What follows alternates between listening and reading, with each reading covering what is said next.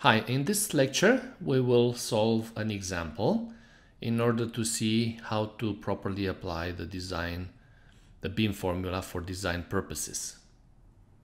So in this example, we assume that we have calculating the maximum bending moment in a beam, and this maximum bending moment has a magnitude of 162 kilonewton meters.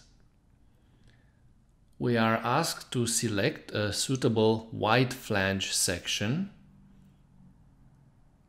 for this beam, while we know that the beam is made of steel, which has an yield stress of 320 megapascals, and the load factor for the beam in bending is 2.0. So in order to do so, we have to calculate the required section modulus, because this is a wide flange section, so it has its properties tabulated, including the section modulus.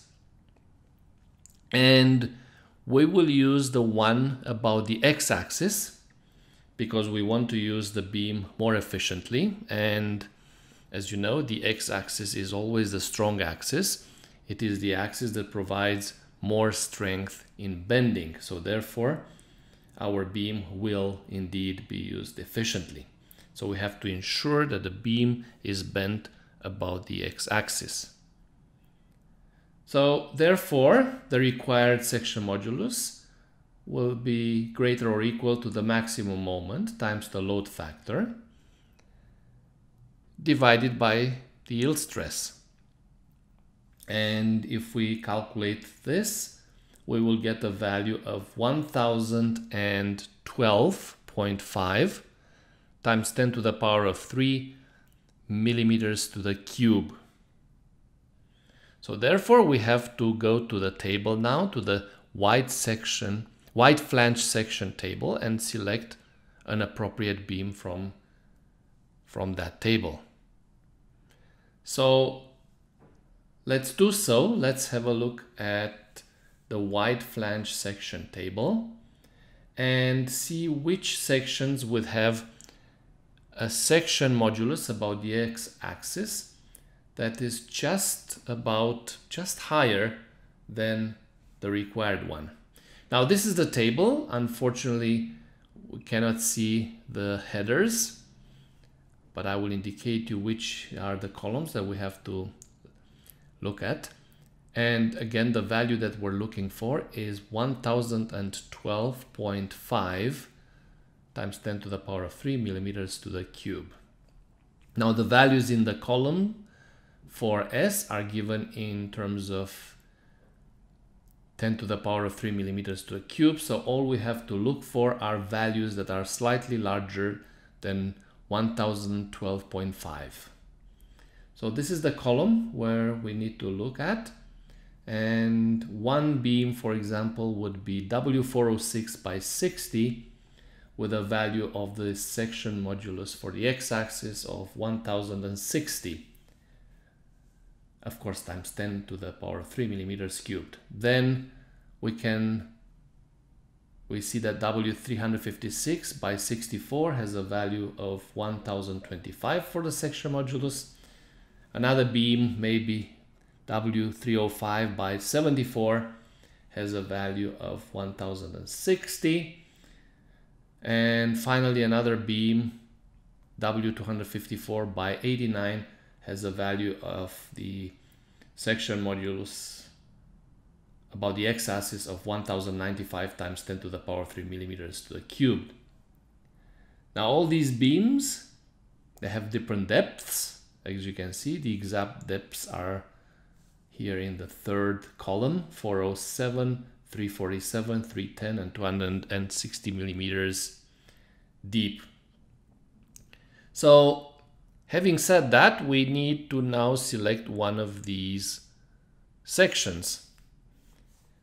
So we will make a summary in a table in which we're going to list the designation for each section, the depth of the beams, the section modulus about the x-axis, and the mass of the beams. As you know, the mass is very important because we need to select the most efficient beam of all, so the lightest section. So let's list the beams. W406 by 60.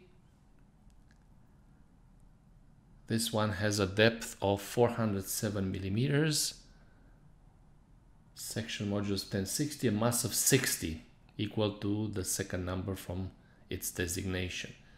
Then W356 by 64 with a depth of 347 millimeters, mass of 64 kilograms per meter. W305 by 74, having a depth of 310 millimeters and a mass of 74 kilograms per meter. And finally, the last section, W254 by 89, with a depth of 260 millimeters and a mass of 89 kilograms per meter. Now, let's have a look at this table and see how these numbers change for different beams. In the section, for example, showing the depth, you can see that the depth increases as we go from bottom up. So the bottom beams are shallower, the top beams are heavier. While the section modulus about the x-axis, the values are similar for all beams. So in other words, most of these beams, all of these beams have roughly the same bending strength. Finally, in the end, the mass per unit length is actually decreasing as the depth is increasing. So a deeper beam is lighter generally than a shallower beam, which having the same bending strength. So in this case, we will obviously select the lightest one, the lightest section, because we want to be most economical. So that would be the W406 by 60. This would be our selection, and this would be the best, the most efficient section to choose, W406 by 60. However, why did we choose all the other ones? Well, in some cases, you have a depth of the beam that is restricted, so you cannot go very deep because you need to have a clear height necessary. So if the beam has to be no deeper, for example, than 320 millimeters, then we would select a W305 by 74 beam, which has an actual depth of 310 millimeters. So it would be just 10 millimeters shallower than the maximum depth of a beam that we are allowed to use. So again, if there are no depth restrictions, we always have to select the lightest possible beam. Otherwise, we select the one that satisfies both criteria of lightest weight and depth restriction. Thank you very much for attending this lecture, and we will do another example in the next one.